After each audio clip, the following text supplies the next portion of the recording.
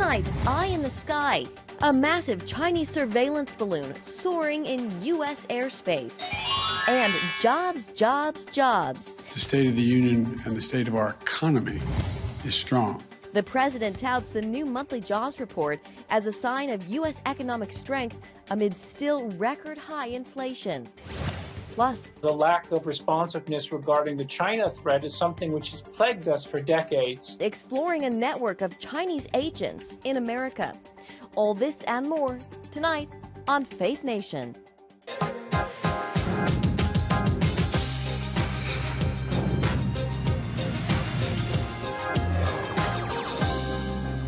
An international incident brewing right over our heads. Good evening in Washington. I'm Jenna Browder. And I'm Matt Gelka, in for John Jessup. Civilian research airship or spy device? That's the question tonight as a balloon belonging to the Chinese hovers over the United States. And Beijing claims the balloon is just for research, mostly tracking weather. But U.S. officials believe it's collecting intelligence on major U.S. military installations. And for that reason, Secretary of State Antony Blinken's upcoming trip to China has been postponed. CBN News national security correspondent Caitlin Burke is following the story. Caitlin, what do we know?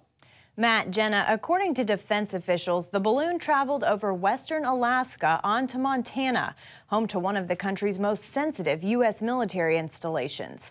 It's passed over both nuclear and missile facilities, and it's continuing across the U.S. Experts say if this is a surveillance mission, it likely won't collect anything Chinese satellites aren't already able to see. Still, Secretary Blinken is postponing travel to China while the White House and Pentagon scramble to figure out the best way to deal with it.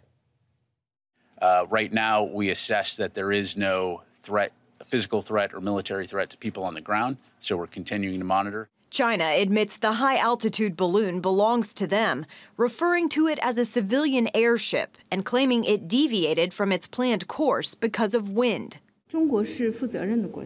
The Pentagon rejects those claims. We are aware of the PRC's statement. However, the fact is we know that it's a surveillance balloon, and I'm not going to be able to be more specific than that. We do know that the balloon has violated U.S. airspace and international law, which is unacceptable. It's either a provocation on the part of the Chinese, it's a mistake. One part of the government doesn't know what the other part of the government is doing, or it's just a standard operating procedure. John Parachini, a senior international defense researcher with RAND, says the timing is odd considering Secretary of State Antony Blinken was slated to travel to China over the weekend. That trip has now been delayed. President Biden has talked about keeping lines of communication open to the Chinese government. And Secretary Blinken's trip to the People's Republic of China in the coming days was part of that effort. So this creates a complication for both the United States and China to discuss, and it's an unfortunate provocation.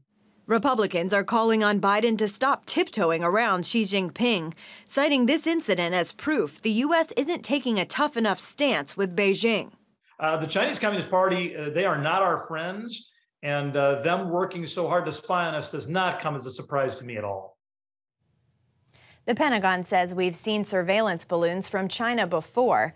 This one, however, has loitered longer than any in the past. Officials say on its current course, the balloon will remain over the U.S. for a few more days. Jenna, Matt?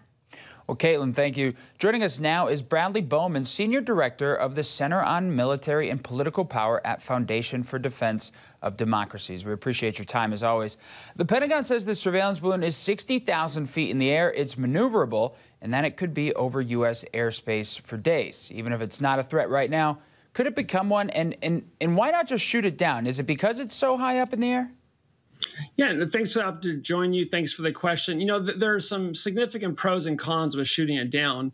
One is, you know, if we've largely blocked or mitigated any intelligence value that the Chinese are getting from this, then that shifts your cost-benefit analysis. Another thing is, we've sent up F-22 fighters, and we've been looking at this thing closely, and we can learn a lot about it by just where it's currently floating through our atmosphere before we shoot it down. But if you shoot it down, it might crash and burn and be destroyed or damaged to a point where you would not be able to collect as much information about it. So there's actually some arguments for not shooting it down, as satisfying as that might be, honestly, because they have violated our airspace.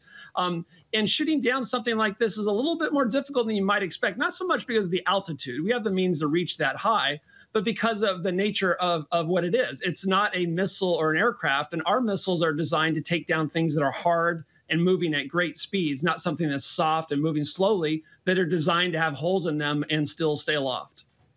Yeah, the balloon's reportedly somewhere over Missouri tonight. We should also say that Secretary Blinken has called this a violation of sovereignty and of law and unacceptable. Bradley, it became a problem, though, when it apparently stopped over Montana, where there are some 150 intercontinental ballistic sites.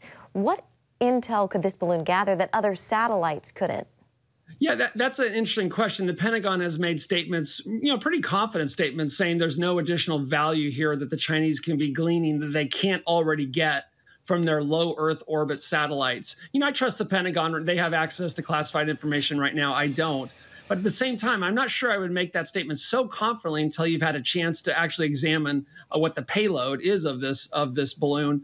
And General Ryder from the Pentagon did say there is a payload. So I'd want to see that before being so confident, because we know that the Chinese are always conducting intelligence, surveillance, and reconnaissance activities against us. The silver lining here is that this is a very vivid example what's ongoing behind the scenes all the time from the Chinese Communist Party.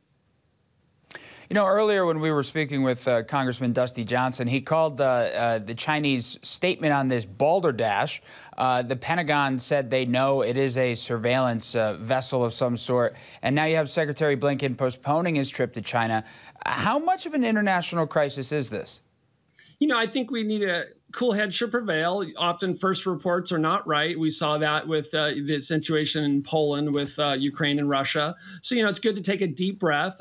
Diplomats should be talking. Our defense officials should be talking. But, I don't trust the Chinese Communist Party any farther than I can throw them. I mean, their spokesman at the foreign ministry said China always follows international law today in response to this incident. I mean, hello, really? Have you looked at the South China Sea recently? Not exactly Boy Scouts when it comes to following international law. So, we need to take what they say with a grain of salt and do what we need to do to protect our security.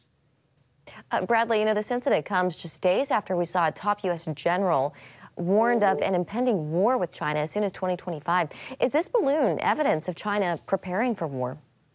China is absolutely preparing for a conflict with the United States. The Pentagon's report in November, December laid that out in excruciating detail. I encourage your viewers to take a look at that. They are sprinting, getting ready for a conflict, and often in Washington we're slumbering. We need to wake up, and the more we do now, the more we can prevent that war from happening. And should we fail to prevent it, we can prevail. Oh, all right. Well, hopefully this balloon is somewhat of a wake-up call. Bradley Bowman with FDD, thank you. Thank you.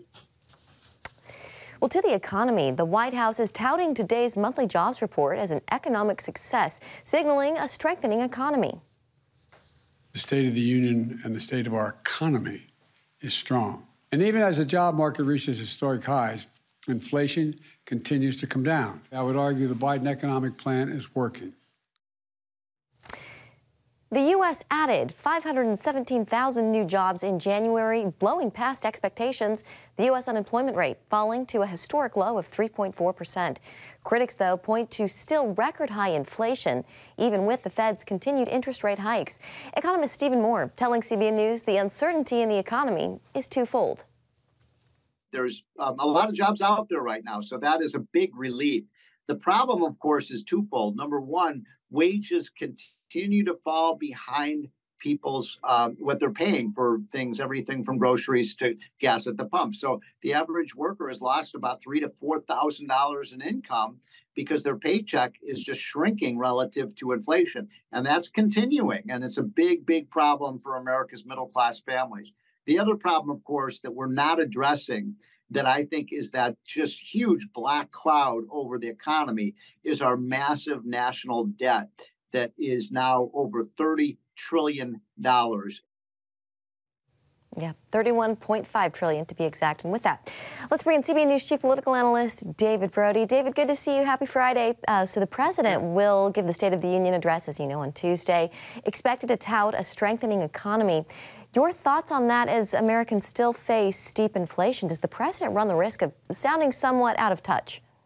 Yes, he does. And everybody talks about strengthening the economy, strengthening the economy. Hold on for a second. Let's look at the numbers here. Before COVID, January 2020, before COVID hit, 152 million jobs in the United States, non-farm jobs. Now, today, 153 million, a million more, not much. Many presidents would have done probably millions and millions of more. You can go down the list because that's the track record. The bottom line is all of the jobs that Biden is talking about, that stuff is because we had the pandemic and it was all shut down and it's just come back. That's what it is. So in other words, the pandemic is now over. And because of that, the jobs are coming back. How is that job, this big job growth? So he's going to tout it at the State of the Union. The problem is that that's not the reality. And I think that's where the disconnect is, Jenna. David, I want to go back to the spy balloon spotted over there in U.S. airspace right now. It's basically an international incident right now.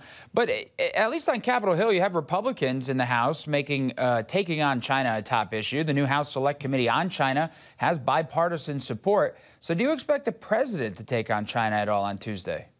I think you'll see some language about China, obviously, in the State of the Union, clearly. But it's not his wheelhouse, Matt. This just in, China and Biden don't go well together. The Republicans are trying to nail him on all different things, from Hunter Biden and the laptop to now this Chinese spy balloon and all of this type of stuff. And by the way, while we're talking about the balloon, is it just me? Look, here's the thing. I know I got to wrap. I'm sure Gabe, the producer there, is like, he's got to wrap. But can I quickly just simply say, what in the world is going on with this spy balloon as it relates to, it was in Montana, then it's in Missouri, it's going to take a snack break over Kentucky. I mean, what in the world? We have the Secretary of State saying this is a provocative move. This is an infiltration, if you will, of United States airspace, and we're doing nothing. I mean, Americans aren't going to buy that, guys. I think this is a real problem for the Biden administration. And then the Pentagon continues to say, well, we're just going to let it stay up there for a couple of days. Really? We're going to let a Chinese spy balloon stay around America for a few days? David, that's why we have you out there. No, that's why we have you out there. We're gonna have you keeping your eyes on the sky. David Brody, thank you. I'm gonna need to take a balloon and go check this out. Thanks, David. Have a great weekend. All right, well, coming up, China operating illicit police aid stations staffed by Chinese government officials right here in the U.S. So why are they still allowed to be here? Next. Welcome back. A network of Chinese agents is at work right here in America. Their mission is to hunt down, intimidate, and even kill pro-democracy dissidents. In cities across the U.S. and the world, these agents operate out of so-called police stations. Dale Hurd brings us the details. Above this noodle shop in New York's Chinatown, agents of the Chinese Communist government operated an overseas police station for years. There are more than 100 of them worldwide. They don't usually look like a police station. They may only be back rooms, but they're staffed by Chinese government officials. The police stations, along with so-called aid stations across the U.S., are used by the Chinese government to harass and threaten pro-democracy Chinese immigrants to stop speaking out against the regime and go back to China, even kidnapping them if necessary. One of their targets is Li Jianji, a pro-democracy activist who was tortured repeatedly in Chinese psychiatric hospitals before he was able to flee to the U.S., where the persecution has continued.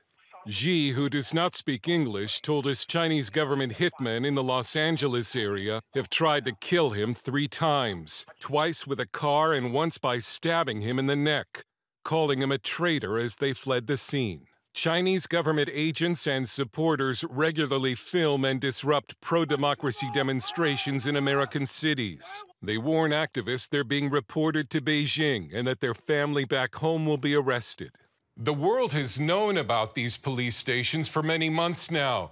A key question for the U.S. government is why almost nothing has been done about it. A recent New York Times report made it look like the FBI is on the case, highlighting a raid on that Chinese police station in New York's Chinatown. But that raid happened last fall, and the FBI didn't shut it down, it only gathered evidence. When we asked the FBI if it's closed any of the Chinese police stations across the U.S. or brought charges against anyone, it declined comment, saying that FBI Director Christopher Wray's testimony to the Senate Homeland Security Committee last year would serve as the agency's statement on the matter. We are aware of the existence of these stations. I had to be careful about discussing our specific investigative work, but suffice to say, I can tell you from an FBI Director perspective, I'm deeply concerned about this, and I'm not going to just let it lie.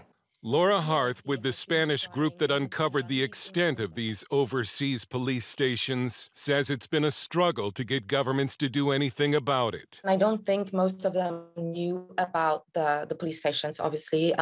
That's clear from their response. Obviously, we had a response in the US, we had some response in Australia, some in Canada, where the Royal Canadian Mounted Police head came out saying, oh yes, we know that this is an issue, we will act on it.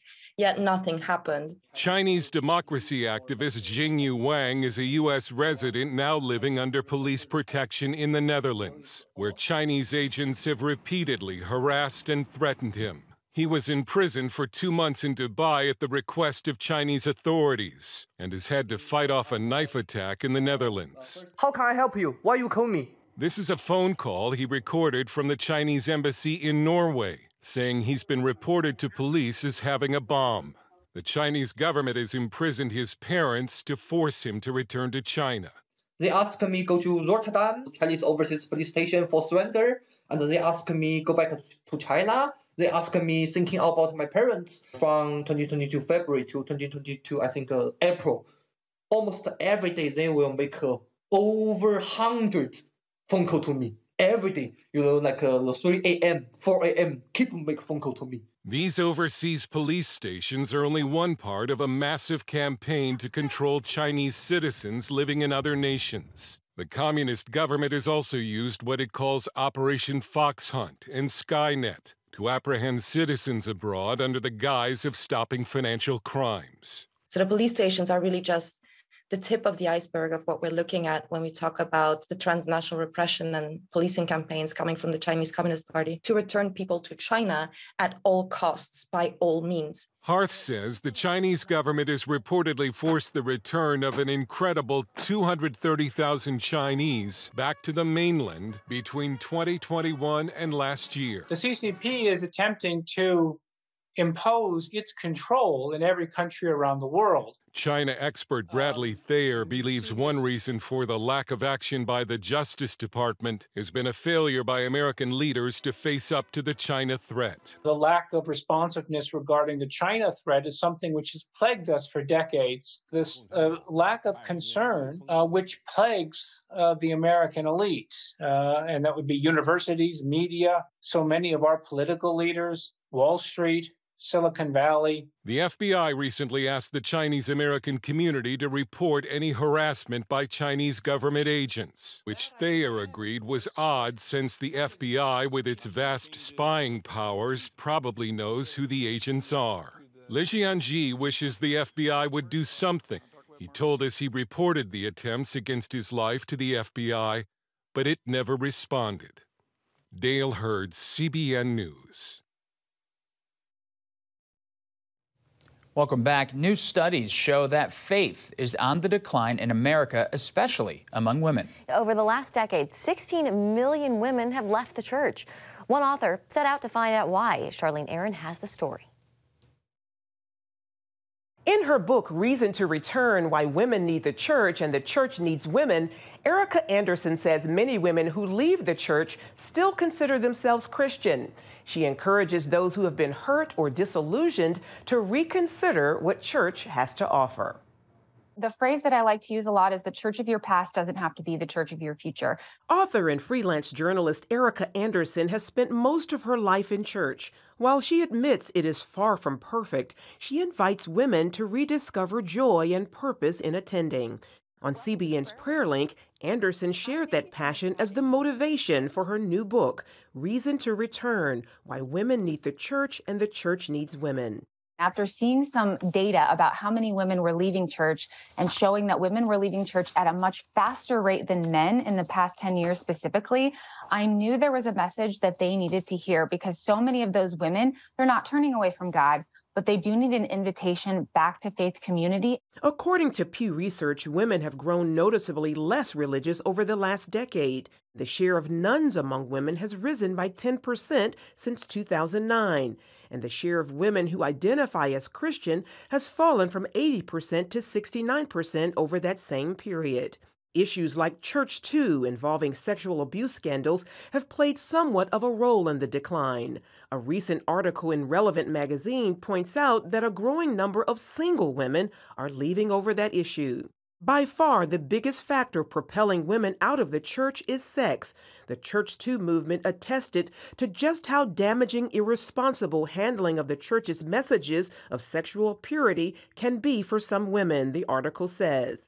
Anderson also discovered millions have left for a variety of reasons. One of the number one reasons is overwhelm, stress, busyness, which you might, immediately conclude like, oh, maybe it's deconstruction, or maybe it's people, deconverting. But the truth is that most women that are leaving the church, they are not deconverting. They are not deconstructing. They still value their relationship with God. Many of them are looking for a little bit of guidance, a friend to walk with them. Guidance found in healthy faith communities that are beneficial for women and their families. All kinds of benefits happen for you and your family, including better rates of mental health, better relationships, better even physical health. And then your children are also growing up in this really firm faith foundation where they can thrive and are less anxious and less depressed and go into adulthood, feeling confident about who they are and where they are in the world. Charlene Aaron, CBN News. But that's just me.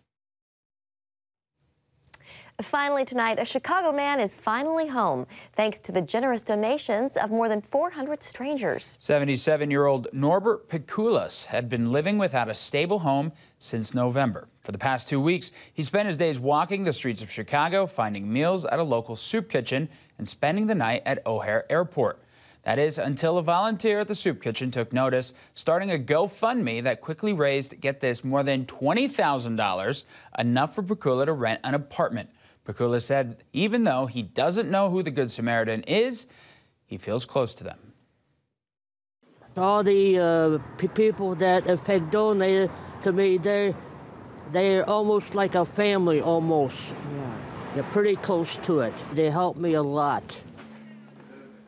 It's a good one to end it. A good one to end it today. That's great. We'll end the week on that note. Thank you so much for joining us. Have a great weekend.